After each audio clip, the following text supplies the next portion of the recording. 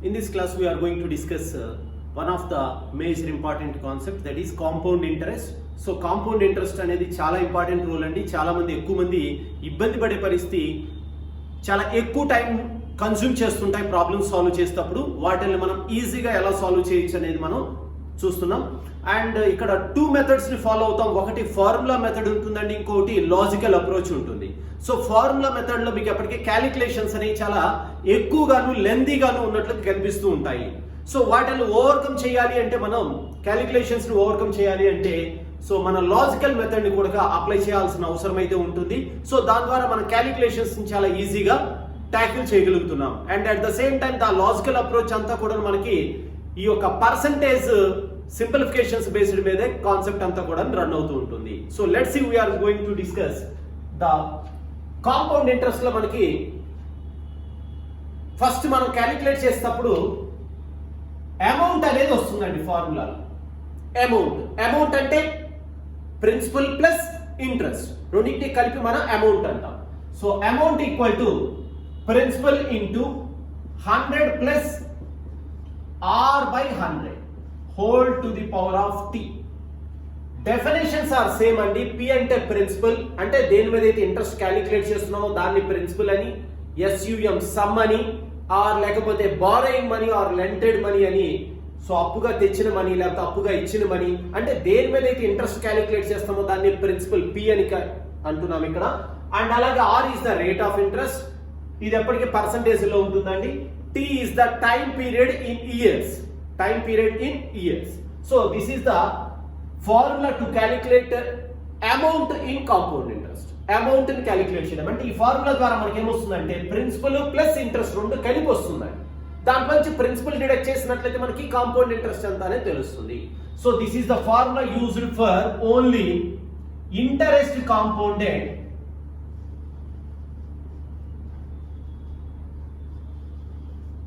Annually.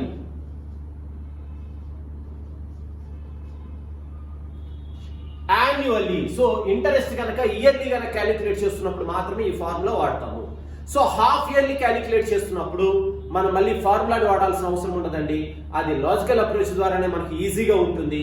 So ఆ ప్రకారమే చూద్దాం. ఎందుకంటే ప్రతిసారి ఫార్ములాలు మార్చుకుంటూ వెళ్ళిపోయినట్లయితే there you get more number of formulas. It is very tough to identify the formula, right? So compound interest అంటే ఏమీ లేదండి. కాంపౌండ్ ఇంట్రెస్ట్ అంటే ఇక్కడ వచ్చిన అమౌంట్ లో నుంచి ప్రిన్సిపల్ ని కనుక డిడక్ట్ చేసినట్లయితే, అంటే ఇదంతా అమౌంట్ ఫార్ములా, సో ప్రిన్సిపల్ ని కనుక డిడక్ట్ చేసినట్లయితే వచ్చేదాన్ని మనం కాంపౌండ్ ఇంట్రెస్ట్ ని క్యాలిక్యులేట్ చేయడం జరుగుతుంది. Okay, so let's see we go for small examples. So examples చూద్దామండి, వెరైటీ ఆఫ్ ఎగ్జాంపుల్స్ దీంట్లో ఏముంటాయి అనేది. So there you get better అంటారు. See, now here we are taking the principal equal to 20,000. Principal అప్పుగా ఇచ్చిన money 20,000 rupees అండి. అది ఏ rate of interest ఇచ్చాము అంటే r equal to 10% rate of interest ఇచ్చామండి పర్ యానం, సంవత్సరానికి 10% వడ్డీ. ఓకేనా? సో దీని అర్థం ఏంటంటే పర్సంటేజ్ అంటే అవుట్ ఆఫ్ 100, 100కి 10 రూపాయలు వడ్డీ అని అండి అర్థం. సో నెలకు కాదు, సంవత్సరానికి per annum. So time period ఎంత అంటే 3 ఇయర్స్ అండి, 3 ఇయర్స్. సో కాంపౌండ్ ఇంట్రెస్ట్ ఎంత అవుతుంది అనేది మనం క్యాలిక్యులేట్ చేయబోతున్నాం. సో కాంపౌండ్ ఇంట్రెస్ట్ క్యాలిక్యులేట్ చేయడానికి ఫార్ములా ద్వారా అయితే అమౌంట్ వచ్చిందండి ముందు మనకి.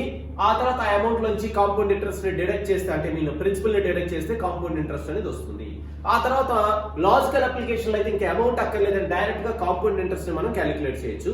రెండో మెథడ్ కూడా చూద్దాం. ఫస్ట్ మనం ఫార్ములా మెథడ్ చూద్దామండి.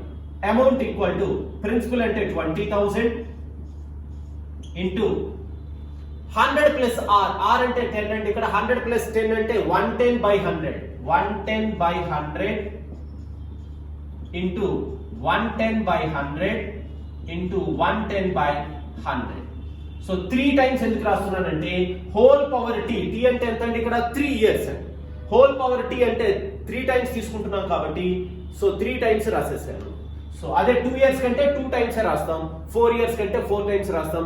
జనరల్లీ నార్మల్ యూసేజ్ లో మనకి క్యాలిక్యులేషన్స్ అన్ని కూడా కాంపౌండ్ ఇంట్రెస్ట్ లో మాక్సిమం 3 ఇయర్స్ లిమిటేషన్ తోటి ఉంటాయండి యూజువల్ గా ఎగ్జామ్స్ లో. Okay, see the calculations 2 zeros and 2 zeros eliminated, again 2 zeros and 2 zeros eliminated, 2 zeros are eliminated. So now 11 into 11 into 11, 11 cube is 1331 into 20, which you get 26620. 26,620 is the amount. So what is the compound interest అంటే ఇక్కడ మనకి compound interest అంటే amount minus principal, అంటే amount లోంచి principal ఎంత అంటే 20,000 deduct చేసినట్లయితే you get compound interest equal to 6,620. ఇది క్యాలిక్యులేట్ చేసే పద్ధతి అండి. ఓకేనా? సో కాకపోతే ఈ రఫ్ వర్క్ చేసేటప్పుడే కొంచెం ఇబ్బందిగా ఉంటుంది. ఆ రఫ్ వర్క్ ని అవాయిడ్ చేయడం కోసమే మన లాజికల్ అప్రోచ్ అనేది బెటర్ అప్రోచ్ అని చెప్తున్నాము. సో ఇలా చేయడంలో అయితే తప్పేమీ లేదు. సో లెట్స్ సీ దీనికి లాజికల్ అప్రోచ్ చూద్దామండి.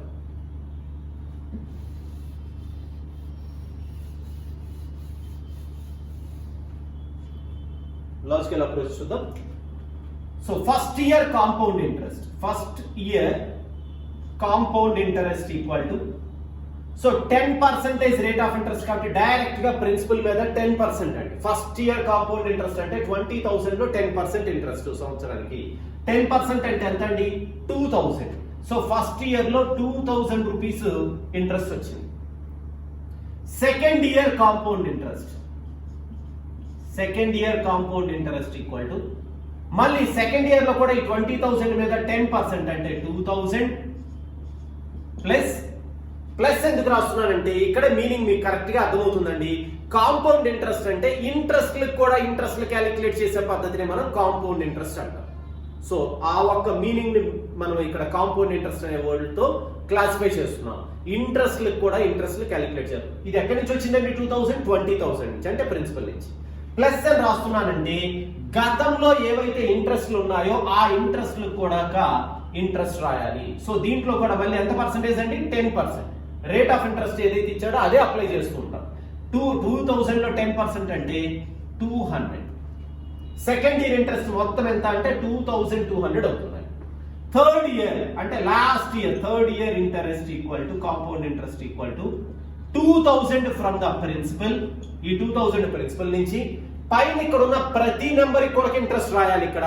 సో ఈ 2,000 కి రాయాలి, ఈ 2,000 కి, ఈ 200 కి, మూడు నెంబర్లకు కూడా 10% చొప్పున రేట్ ఆఫ్ ఇంట్రెస్ట్ రాయాలి. ఈ 2,000 కి ఎంత అవుతుందండి? 200 rupees.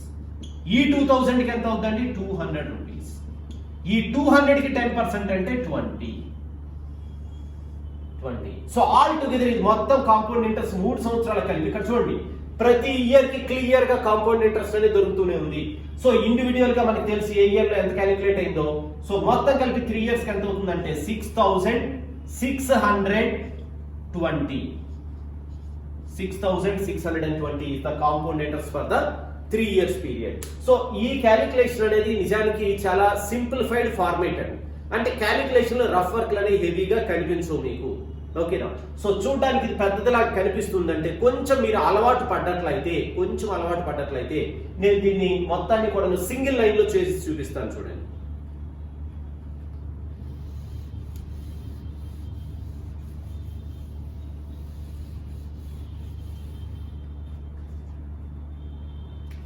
see, first year compound interest is 2,000 plus ఈ 2,000 కి 10% అండి. 10% రేట్ ఆఫ్ ఇంట్రెస్ట్ కాబట్టి 10% అంటే ఎంత అండి? 200 కలిపి ఇక్కడ రాసేయండి. 2,200 అంటే డైరెక్ట్ గా సెకండ్ ఇయర్ ఇంట్రెస్ట్ రాసేసామండి మనం. ఈ 2,000 కి ఈ 200 కలిపి రాసేయడం. మళ్ళీ థర్డ్ ఇయర్ లో కాంపౌండ్ ఇంట్రెస్ట్ అంటే దీంట్లో మళ్ళీ 10% యాడ్ చేయడం. దీంట్లో 10% అంటే ఎంత? 2,200 లో 10% అంటే 220 యాడ్ చేసి సో 2,420 రాయడమే. సో ఇది first year compound interest, second year, third year. ఇంట్రెస్ట్లు పడుతూ ఉంటాయి కాబట్టి ఎవ్రీ ఇయర్ ఇంక్రీజ్ అవుతూ ఉంటాయి ఇంట్రెస్ట్లు అనేవి. సో కాబట్టి మనకి ఎవ్రీ ఇయర్ ఫిక్స్డ్ గా ఉంటేనేమో సింపుల్ ఇంట్రెస్ట్ అంటాం. ఎవ్రీ ఇయర్ ఇంట్రెస్ట్లు ఫిక్స్డ్ గా కనుక ఉన్నట్లయితే సింపుల్ ఇంట్రెస్ట్ అంటాం. ఇయర్ టు ఇయర్ కనుక ఇంట్రెస్ట్లు కనుక మార్పు చెందుతూ ఉన్నట్లయితే, ఇలా ఇంక్రీజ్ అవుతూ ఉన్నట్లయితే దీన్ని కాంపౌండ్ ఇంట్రెస్ట్ అని క్యాలిక్యులేట్ చేస్తున్నాం. సో మొత్తం 3 ఇయర్స్ కి కలిపి ఎంత అవుతుందంటే 6,620. ఇలాగ కొంచెం అలవాటు అయ్యేంత వరకు కొంచెం డీటెయిల్డ్ గానే వెళ్ళండి. సో అలవాటు అయిన తర్వాత, బాగా అలవాటు అయిన తర్వాత అప్పుడు ఈ యొక్క సింగిల్ లైన్ స్ట్రక్చర్ మీరు రావచ్చు. So this is all about the how to calculate compound interest and what is compound interest అనే దాంట్లో there will get a better clarity now, right? Let's see one more example.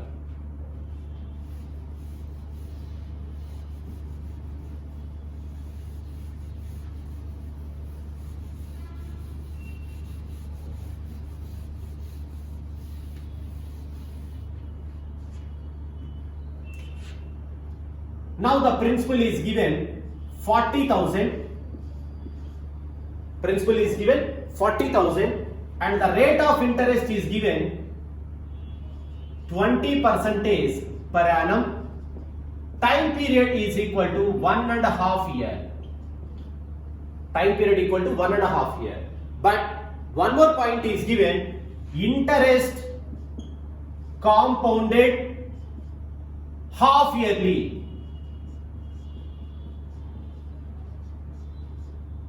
And this is the information given. Interest compounded half yearly. అంటే interest ని ప్రతి 6 నెలలకు ఒకసారి calculate చేస్తూ ఉండే పద్ధతిలో అయితే మనకి ఓవరాల్ గా కాంపౌండ్ ఇంట్రెస్ట్ ఎంత వస్తుంది? ఎంత పీరియడ్ ఇచ్చాడండి? మొత్తం టైం పీరియడ్ 1.5 ఇయర్ ఇచ్చాడు. ప్రతి 6 మంత్స్ కి క్యాలిక్యులేట్ చేస్తున్నామంటే హాఫ్ ఇయర్లీ అంటే 6 మంత్స్ అండి. సో ప్రతి 6 నెలలకి క్యాలిక్యులేట్ చేస్తున్నామంటే 1.5 ఇయర్ లో ఎన్ని 6 మంత్స్ లో వస్తాయండి? 3 6 మంత్స్ లో వస్తాయి. అంటే 3 సార్లు ఈ యొక్క క్యాలిక్యులేషన్ చేయాలి. ఎప్పుడైతే హాఫ్ ఇయర్లీ అన్నాడో ఫస్ట్ మనం క్యాలిక్యులేషన్స్ తీసుకోవాల్సింది రేట్ ఆఫ్ ఇంట్రెస్ట్ లో మార్పు తీసుకురావాలి. సో రేట్ ఆఫ్ ఇంట్రెస్ట్ అంటే ఆర్ ఈక్వల్ టు ఎంత ఇచ్చాడండి? 20% ఇచ్చాడు పర్ యానం అండి. అంటే 12 మంత్స్ కి ఇంట్రెస్ట్ ఎంత అంటే 20%. 12 మంత్స్ కి 20% అండి.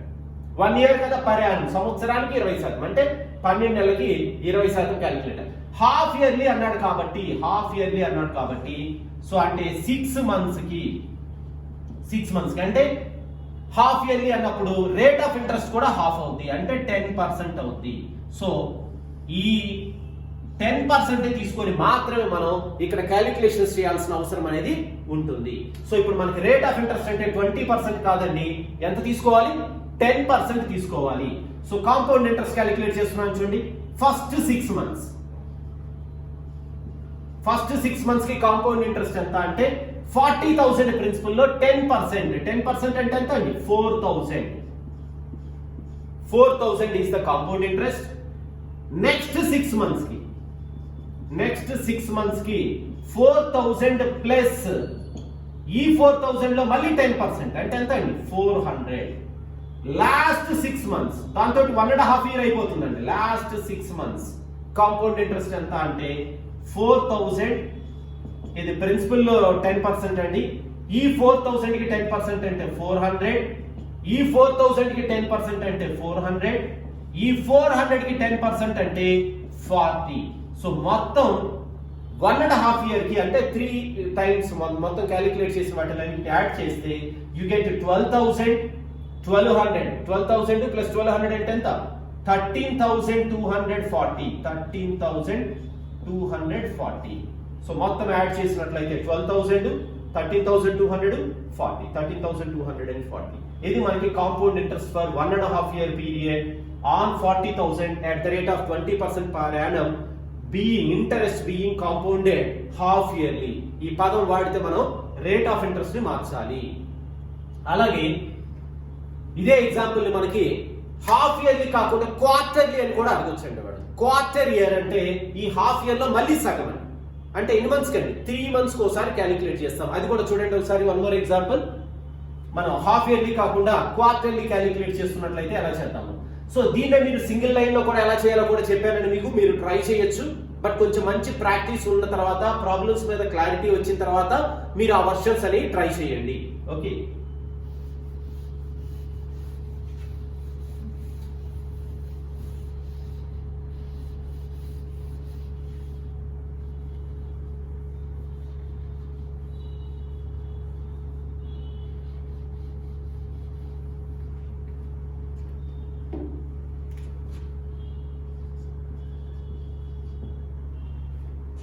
See the example. The principal equal to 40,000. Same 40,000 అండి ప్రిన్సిపల్. రేట్ ఆఫ్ ఇంట్రెస్ట్ కూడా 20% per annum అండి. టైం పీరియడ్ ఎంత ఇచ్చాడంటే 9 మంత్స్ అండి. 9 మంత్స్ అండి, 9 మంత్స్. టోటల్ గా 9 నెలలకే ఇంట్రెస్ట్ కనుక్కోవాలి కాంపౌండ్ ఇంట్రెస్ట్. అయితే interest being compounded quarterly, interest being compounded quarterly. Quarter year అంటే 3 మంత్స్ అని అర్థము, హాఫ్ ఇయర్ అంటే 6, దాంట్లో సగం అంటే క్వార్టర్ ఇయర్ అంటే 3 మంత్స్ అని అర్థం అవుతుంది. సో మనకి ఎప్పుడైతే హాఫ్ ఇయర్లీ, క్వార్టర్లీ అలా అంటున్న ప్రతిసారి కూడాను అంటే ఇంట్రెస్ట్ ప్రతి 3 నెలలకు ఒకసారి క్యాలిక్యులేట్ చేయమంటున్నాడు. అంటే మొత్తం 9 నెలల్లో ఎన్నిసార్లు క్యాలిక్యులేట్ చేయాలి మనం? 3 మంత్స్ 3 మంత్స్ 3 మంత్స్ అంటే మొత్తం 3 సార్లు క్యాలిక్యులేట్ చేయాలి ఇక్కడ కూడాను. సో రేట్ ఆఫ్ ఇంట్రెస్ట్ లో ఫస్ట్ మార్క్ తీసుకురావాలి. అంటే 12 మంత్స్ కి 20% అండి. మనకు కావాల్సింది 3 మంత్స్ కండి, 3 మంత్స్ కి కావాలి. సో 3 మంత్స్ కంటే దీంట్లో బై 4 అండి, పావు భాగం. సో దీంట్లో కూడా బై 4 అంటే ఎంత పర్సెంటేజ్ అవుతుంది? 5% అవుతుంది. సో మన క్యాలిక్యులేషన్ లో తీసుకోవాల్సింది ఏంటంటే 5% అనేది తీసుకోవాలి. సో ఇక్కడ రేట్ ఆఫ్ ఇంట్రెస్ట్ 20 కాదు మనం తీసుకోవాల్సింది. సో 20 కాకుండా ఎంత తీసుకోవాలి అంటే 5% తీసుకోవాలి. ఎందుకని అంటే వాడు ఇచ్చింది ప్రయాణం సంవత్సరానికి 20%. మనం 3 నెలలకు ఒకసారి క్యాలిక్యులేట్ చేస్తున్నామంటే రేట్ ఆఫ్ ఇంట్రెస్ట్ లో మార్పు. సో ఫస్ట్ 3 మంత్స్ కి కాంపౌండ్ ఇంట్రెస్ట్ ఉండి 40,000 లో 5% అండి. 10% అంటే 4,000 అండి. 5% అంటే దాంట్లో సగం అంటే 2,000 రూపీస్ అండి. ఈ సింప్లిఫికేషన్స్ రావాలండి. పర్సంటేజ్ లో మనం నేర్చుకున్నాం ఇవన్నీ కూడా పార్ట్ ఫైండింగ్స్. తర్వాత నెక్స్ట్ 3 మంత్స్ కి కాంపౌండ్ ఇంట్రెస్ట్ అంటే ప్రిన్సిపల్ లో 5% అంటే 2,000 ప్లస్ గతంలో ఉన్న ఇంట్రెస్ట్ అంటే ఈ 2,000 కి కూడా ఇంట్రెస్ట్ ఎంత? 5% ఇంట్రెస్ట్. 10% అంటే 200, 5% అంటే 100 రూపీస్. అదే లాస్ట్ 3 మంత్స్ అండి. దాంతో 9 మంత్స్ అయిపోతుందండి వాడు ఇచ్చిన టెన్యూర్. 2,000 ఫ్రమ్ ద ప్రిన్సిపల్, దీంట్లో 5% ప్లస్ పైన ఉన్న నెంబర్లు అన్నిటికీ కూడా ఇంట్రెస్ట్లు రాయాలి. ఇక్కడ పైన ఎన్ని నెంబర్లు ఉన్నాయండి? 1, 2, 3 నెంబర్లు ఉన్నాయి. 3 నెంబర్లకి ఇంట్రెస్ట్ రాయాలి. సో 2,000 కి 5% అంటే 100 ప్లస్ ఈ 2,000 కి 5% అంటే 100 అండ్ ఈ 100 కి 5%, 100 లో 10% అంటే 10 అండి, 5% కాబట్టి 5 అండి. సో మొత్తం 3 మంత్స్ మొత్తం 9 మంత్స్ కి కాంపౌండ్ ఇంట్రెస్ట్ ఎంత అంటే 6,305. 6,305. This is all about compound interest calculations when interest being compounded quarterly. Half yearly చూసాం, యాన్యువల్లీ చూసాం, అలాగే క్వార్టర్లీ క్యాలిక్యులేషన్స్. అంటే ఎక్కడ చేసినా కానీ సరే మనకి రేట్ ఆఫ్ ఇంట్రెస్ట్ ని మార్చుకోవాలి. వాడు ఇయర్లీ క్యాలిక్యులేట్ చేయమన్నాడు అంటే దాని అర్థం రేట్ ఆఫ్ ఇంట్రెస్ట్ ఏమి మార్చక్కర్లేదు, 20% తీసుకున్నాం. హాఫ్ ఇయర్లీ అన్నప్పుడు దాన్ని 10% గా తీసుకోవడం జరిగింది. క్వార్టర్లీ అన్నప్పుడు 5% గా, అంటే వాడు ఏదైతే ఇయర్లీ ఇచ్చాడో దాన్ని కూడా మనం గ్రాడ్యువల్ గా తగ్గించుకోవాల్సిన అవసరం అనేది ఉంది. So this is all about compound interest. దీంట్లో కొన్ని వేరియస్ ఎగ్జాంపుల్స్ మనం చూద్దామండి.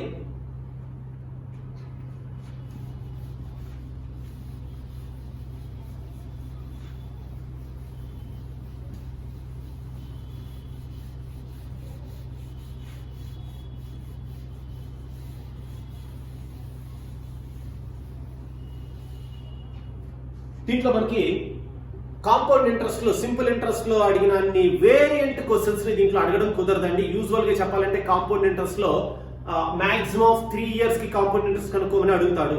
అంతకు మించి ఎక్కువ టైం పీరియడ్ అడగడు. సింపుల్ ఇంట్రెస్ట్ లో అయితే ఎన్ని ఇయర్స్ కైనా అడగడానికి పాసిబిలిటీస్ ఉన్నాయి. ఎందుకంటే దీంట్లో కాంప్లికేషన్స్ కూడా అలాగే ఉంటాయండి. సో కాబట్టి ఏంటంటే ఎగ్జామినేషన్ లో యూజువల్ గా 3 times క్యాలిక్యులేషన్ కి మాత్రమే ఛాన్స్ ఇస్తూ ఉంటాడు. ఓకేనా? సో లెట్స్ సీ కొన్ని షార్ట్ కట్ అప్రోచ్ లో ఉండే ఎగ్జాంపుల్స్ అండి, చాలా ఇంపార్టెంట్ ఎగ్జాంపుల్స్ అండి. ఇవి కొంచెం రెగ్యులర్ గా అడిగిన ఎగ్జాంపుల్స్ యొక్క కలెక్షన్ నేను ఇప్పుడు మీకు డిస్కస్ చేయబోతుంది. The one is example.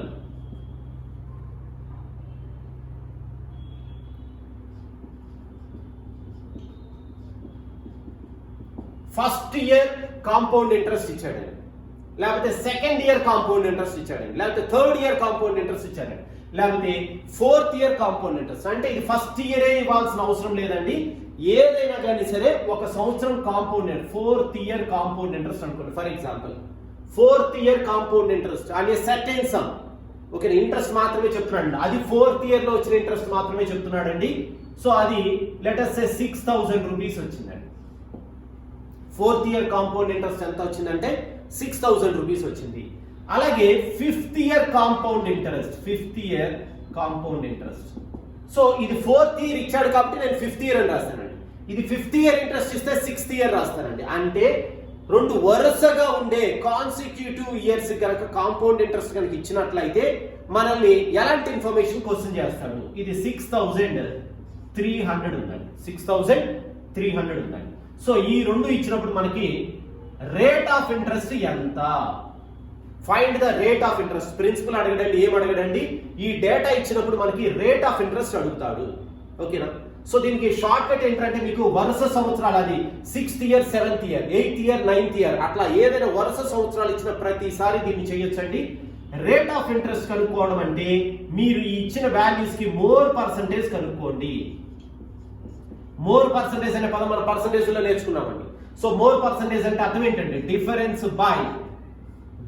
By least value into 100. So ఇదే మనకి రేట్ ఆఫ్ ఇంట్రెస్ట్ అయిపోతుంది.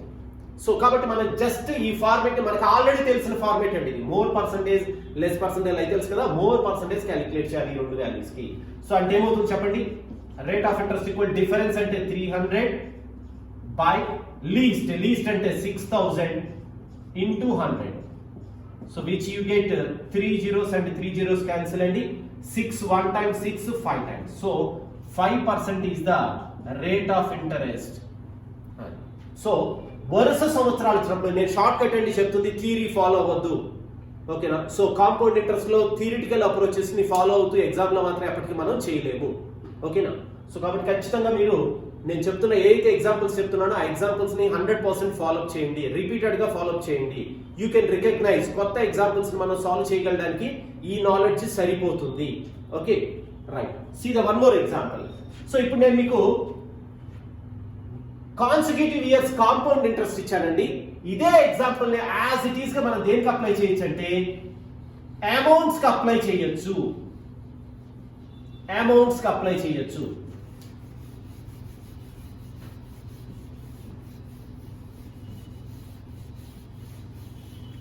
అంటే కాంపౌండ్ ఇంట్రెస్ట్ లే కాదు, అమౌంట్స్ ఇచ్చినా కానీ సరే మనం ఇదే రిలేషన్ మనం అప్లై చేయొచ్చు. Say for example amount after 7 years, 7 years తర్వాత అమౌంట్ అండి. ఇది నేను రాసే విధానం చూడండి. అమౌంట్ ఆఫ్టర్ 7 years అంటే ఈ వాల్యూ ఏమేమి ఉంటుందంటే ప్రిన్సిపల్ ఉంటుందండి ప్లస్ 7 years ఇంట్రెస్ట్ ఉంటుందండి. మొత్తం కలిపి 7 సంవత్సరాల interest, compound interest plus principal మొత్తం కలిపి A7 అని రాస్తున్నాను నేను. అంటే అమౌంట్ ఆఫ్టర్ 7 years ఎంత అంటే లెట్ us say 30,000 ఇచ్చాడు. అమౌంట్ ఆఫ్టర్ 7 years ఎంత ఇచ్చాడు, 30,000 ఇచ్చాడు. అమౌంట్ ఆఫ్టర్ 8 years అంటే దీంట్లో ప్రిన్సిపల్ ఉంటుంది, 8 years కాంపౌండ్ ఇంట్రెస్ట్ ఉంటుందండి. అంటే ఇక్కడ కూడా అమౌంట్స్ అనేవి కాన్సిక్యూటివ్ ఇయర్స్ అండి. ఇక్కడ 7 సంవత్సరాలు అయితే ఇక్కడ 8 సంవత్సరాలు, లేకపోతే ఇక్కడ 5 years ఇస్తే ఇక్కడ 6 years అమౌంట్ ఇస్తారు, ఇక్కడ 10 years అమౌంట్ ఇస్తే 11 years అమౌంట్. అంటే వరుసగా ఉండాలి ఇయర్స్ అనేవి, అప్పుడు మాత్రమే ఈ ప్రాబ్లం అనేది స్ట్రక్చర్ అనేది కుదురుతుంది. అదర్వైజ్ ప్రాబ్లం అనేది సాల్వ్ కాదు. సో చూద్దాం. నెక్స్ట్ ఇక్కడ ఇస్తున్నాడు ఏంటంటే 34,500 ఇచ్చాడు. అమౌంట్ ఆఫ్టర్ 8 years ఎంత అవుతుంది అంటే 34,500 ఇచ్చాడు. సో అయితే మనం ఏం కనుక్కోమంటున్నాడంటే రేట్ ఆఫ్ ఇంట్రెస్ట్ ఎంత. ఆ ప్రాబ్లం లో క్యాలిక్యులేట్ ప్రిన్సిపల్ చెప్పలేదండి మనకి. సో రేట్ ఆఫ్ ఇంట్రెస్ట్ ఎంత, ప్రిన్సిపల్ కూడా క్యాలిక్యులేట్ చేయమని కూడా అడగడు. సో రేట్ ఆఫ్ ఇంట్రెస్ట్ ఇలాంటి డేటా ఇచ్చినప్పుడు రేట్ ఆఫ్ ఇంట్రెస్ట్ అడుగుతాడు. సేమ్ క్వశ్చన్ అండి. Rate of interest equal to more percentage equal to difference by least into 100. Same formula apply చేస్తాము దీనికి కూడా. అంటే rate of interest equal difference అంటే 4,500 by least value అంటే 30,000 into 100. So which you get 3 zeros 1 0 1 0. So 3 తోటి 15 times అండి. So the rate of interest is 15% per annum. So 15% వడ్డీ rate చొప్పున మాత్రమే ఈ యొక్క అమౌంట్లు పాసిబుల్ అవుతాయి. సో ఇట్లాగా మనకి కాన్సిక్యూటివ్ కాంపౌండ్ ఇంట్రెస్ట్ ఇచ్చిన కాన్సిక్యూటివ్ ఇయర్స్ యొక్క అమౌంట్స్ ఇచ్చినా కానీ సరే మనం రేట్ ఆఫ్ ఇంట్రెస్ట్ ని క్వశ్చన్ అడుగుతాడు. అది ఎలా చేయాలనే దానికి ఇది మనకి మంచి షార్ట్ కట్ గా ఉపయోగపడుతుంది. Okay, let's see one more example.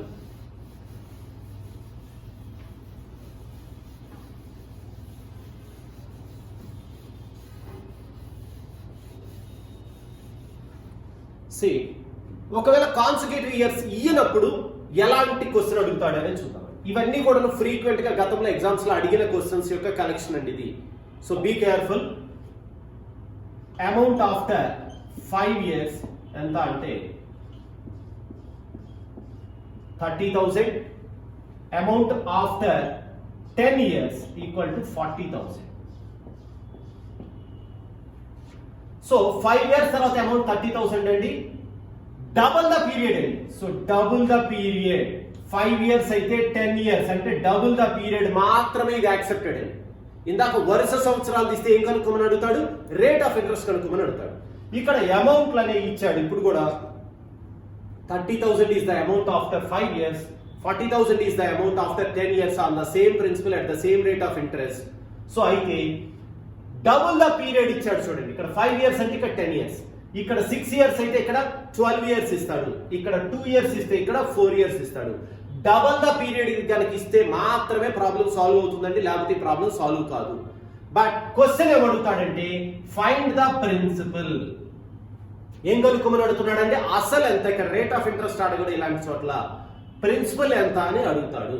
So ఆ ప్రిన్సిపల్ కి షార్ట్ కట్ చూడండి. Principal equal to lower amount ఏదైతే ఉందో దాన్ని 2 times మల్టిప్లై చేసి హైయర్ అమౌంట్ తో డివైడ్ చేస్తామండి. అంటే 30,000 ఇంటూ 30,000 బై 40,000. ఇంకా దీంట్లో మీరు థియరీ అప్రోచ్ ని ఫాలో అవ్వద్దు. It's very very lengthy approaches కింద ఉంటాయి, వాటిని ఫాలో అవ్వద్దు. జస్ట్ ఈ షార్ట్ కట్ ని ఫాలో అవ్వండి. ఎలాంటి ఇన్ఫర్మేషన్ ఇస్తే మనం ఎలా ఫాలో అవుతున్నాం అనే విషయం తెలిస్తే సరిపోతుంది. సో లోయర్ అమౌంట్ ఏదైతే ఉందో దాన్ని 2 times మల్టిప్లై చేసి హైయర్ అమౌంట్ తో డివైడ్ చేస్తాము. సో చూడండి మనకి 4 zeros ఎలిమినేటెడ్. తర్వాత ఇక్కడ 4 మిగిలిందండి. 4 1 time, 4 ఇక్కడ 25 times. ఇది 100 అండి. 300 into 100 అని రాస్తే ఇది 100 కాబట్టి 4 తోటి 20 ఇంకా 5 times పోతుంది. సో 3 3s are 9, 9 25s అంటే 225 అండి. 2 zeros ఉన్నాయి కాబట్టి 2 zeros. సో ప్రిన్సిపల్ ఎంత అంటే 22,500 రూపీస్. అంటే వాడు అప్పుగా తీసుకుంది ఎంత అంటే 22,500 రూపాయలు అని తెలుస్తుంది మనకి. సో ఇవి మేజర్ గా మనకి కనిపించే ఎగ్జాంపుల్స్ అండి. విత్ బెస్ట్ షార్ట్ కట్స్ తోటి లెర్న్ చేయండి. ఓకే, తర్వాత let's see one more example. మనకి ఫ్రీక్వెంట్ గా అడిగే వాటిలో ఇంకో ఎగ్జాంపుల్ కూడా చూద్దాం.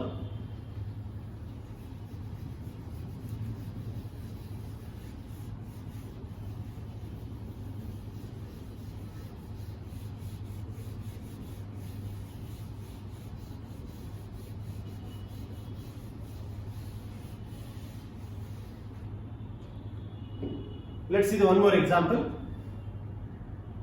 The one is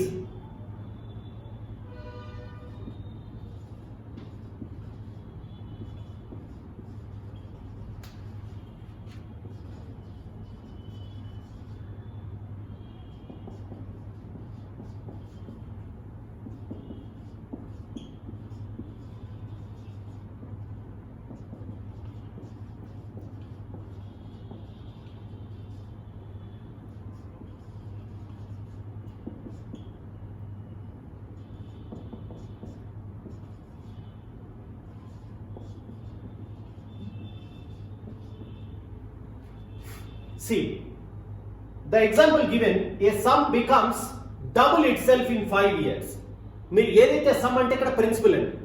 సో ఏదైతే మీరు అప్పుగా ఇస్తున్నారో అది డబుల్ అవుతుందండి 5 సంవత్సరాలు. లేకపోతే మీరు ఏదైనా బ్యాంక్ లో పెట్టుకుంటున్నారు అనుకోండి డిపాజిట్, మీరు మేనేజర్ తో మాట్లాడి సో సార్ నాది డబుల్ అవ్వాలి అంటే స్కీమ్ చెప్పండి సార్ అంటే 5 years అని చెప్పాడు. అంటే మీరు 100 రూపాయలు డిపాజిట్ చేస్తే అది 5 సంవత్సరాలు తిరిగి వచ్చి చూస్తే అది డబుల్ అంటే 200 అయి ఉంటుంది మీ అకౌంట్ లో. సో 200 మొత్తంలో మీ అసలు ప్రిన్సిపల్ 100 అండి, ఇంట్రెస్ట్ 100 అండి, మొత్తం కలిపి డబుల్ అయింది అని అర్థం. సో అయితే in how many years will it be 8 times. అదే 8 రెట్లు అవ్వాలంటే ఎన్ని సంవత్సరాలు టైం పడుతుంది? How many years? 8 times అవ్వాలి అంటే ఎన్ని సంవత్సరాలు పడుతుంది? సే చూడండి ఇక్కడ 100 రూపీస్ తీసుకున్నామండి బేసిక్ గా మనం. అది డబుల్ అయిందండి అంటే 200 అయిందండి. సో ఎన్ని ఇయర్స్ పట్టిందండి? 5 years పట్టిందండి. ఇదే 200 ని మనం మేనేజర్ కి చెప్పాము ఏంటంటే ఇప్పుడు ఈ 200 మందేనండి, అసలు ప్లస్ వడ్డీ కలిసిపోయి ఉన్నాయండి. సో ఈ 200 ని మళ్ళీ ఇంకో 5 సంవత్సరాలు స్కీమ్ లో పెట్టమని చెప్పాము. అంటే ఏమవుతుందండి? మళ్ళీ డబుల్ అవుతుంది. 200 డబుల్ అయిపోతుంది, ఎందుకంటే 200 మొత్తం మీదే, ఎందుకంటే ఇక్కడ మనం చేసేది కాంపౌండ్ ఇంట్రెస్ట్ క్యాలిక్యులేషన్స్ ఇవన్నీ. సో క్వశ్చన్ ఇది సింపుల్ ఇంట్రెస్ట్ లో కూడా మీరు డిస్కస్ చేశారండి, అది సింపుల్ ఇంట్రెస్ట్ అని ఇచ్చితే అలా చేయాలి, బట్ కాంపౌండ్ ఇంట్రెస్ట్ లో చేస్తున్నాం మనం ఇవి, సో కాబట్టి ఇలా చేయాలి. So in compound interest calculations అండి, ఓకేనా. ఒకవేళ ప్రాబ్లం లో సింపుల్ ఇంట్రెస్ట్ కాంపౌండ్ ఇంట్రెస్ట్ ఏమని ఎక్కడ మెన్షన్ చేయలేదు అనుకోండి, అది సింపుల్ ఇంట్రెస్ట్ లోనే చేయండి ఆ ఎగ్జాంపుల్. కాంపౌండ్ ఇంట్రెస్ట్ అయితే ఖచ్చితంగా మెన్షన్ చేస్తాడు ఈ సెంటెన్స్ లో, ఇన్ కాంపౌండ్ ఇంట్రెస్ట్ అలా స్టార్ట్ చేస్తాడు, ఏ సమ్ బికమ్స్ అలాగా, రైట్. సో చూడండి మనకి కాంపౌండ్ ఇంట్రెస్ట్ లో మనం చేసేది మళ్ళీ 200 కాస్త డబుల్ అవుతుంది 5 years అంటే 400 అవుతుంది. అంటే వాడు 100 ఎన్ని టైమ్స్ అని చెప్పండి, ఇప్పటికి 4 టైమ్స్ అయిందండి. 4 టైమ్స్ అవడానికి ఎన్ని ఇయర్స్ పడుతుంది అంటే 10 years అని చెప్తాము. సో ఈసారి మళ్ళీ 5 years స్కీమ్ ఎక్స్టెండ్ చేసామండి, అంటే 400 రూపీస్ అనేది మళ్ళీ ఈసారి డబుల్ అవుతుంది, ఎందుకంటే ఈ 400 రూపీస్ మీదే, అసలు ప్లస్ వడ్డీ మొత్తం కలిసిపోయి అంతటి మీద ఇంట్రెస్ట్ పడుతుంది కాబట్టి 400 డబుల్ అయ్యి 800 అవుతుంది. సో 100 అనేది ఎన్ని టైమ్స్ అయింది చెప్పండి, మీరు తీసుకున్న ప్రిన్సిపల్ అనేది 8 టైమ్స్ అయింది. 8 టైమ్స్ అయింది. 8 టైమ్స్ అయిందంటే ఎన్ని ఇయర్స్ పట్టిందండి, 5 + 5 + 5 మొత్తం 15 years పట్టింది. 15 సంవత్సరాల్లో మొత్తం అది 8 రెట్లు అవ్వడం జరిగింది. సో ఇట్లాగా మనం కాంపౌండ్ ఇంట్రెస్ట్ లో ఎలా క్యాలిక్యులేట్ చేయాలంటే ఇది పద్ధతి, right. So it's very very important example, but correct గా 8 టైమ్స్ అంటే 800 వచ్చింది సార్, వచ్చింది బానే ఉంది. 7 టైమ్స్ అని ఇస్తే ఎలా సార్ అంటే అలా క్వశ్చన్ ఉండదు, ఓకేనా. ఎందుకంటే కాంపౌండ్ ఇంట్రెస్ట్ క్యాలిక్యులేషన్స్ కి సో మెనీ ఆఫ్ అబ్స్టాకిల్స్ అండి. సో అన్ని సోర్సెస్ లో మనకి మాన్యువల్ గా ఎగ్జాంపుల్ ని క్రియేట్ చేయడం అనేది కుదరదు. సో కాబట్టి ఏంటంటే 8 టైమ్స్ అయినా ఇస్తాడు, లేకపోతే 4 టైమ్స్ ఇస్తాడు, లేకపోతే 16 టైమ్స్, మళ్ళీ దీన్ని డబుల్ చేస్తాం 16 టైమ్స్ అని ఇస్తాడు. లేదు వాడు డబుల్ అని కాకుండా ఇక్కడ బిగినింగ్ ఇచ్చేటప్పుడు 3 టైమ్స్ అని ఇచ్చాడు అనుకోండి, అప్పుడు 100 300 అవుతుంది. 300 కాస్త మళ్ళీ 3 టైమ్స్ అంటే 900 అవుతుంది, అంటే 9 టైమ్స్ అని అడుగుతాడు క్వశ్చన్ లో. లేకపోతే 900 మళ్ళీ 3 టైమ్స్ అంటే 2700 అంటే 27 టైమ్స్ అని అడుగుతాడు క్వశ్చన్ లో. సో అలాగే ఏదైనా కానీ సార్ మనం చేసే పద్ధతి అయితే ఇది, ఓకేనా. Fine, thank you for all, and will go for next. Simple interest చూసాం, కాంపౌండ్ ఇంట్రెస్ట్ చూసామండి, వీటి కాంబినేషన్ లో రిలేటెడ్ ఎగ్జాంపుల్స్ ఎలా ఉంటాయో మనం నెక్స్ట్ చూస్తాం, ఓకేనా. Fine, thank you.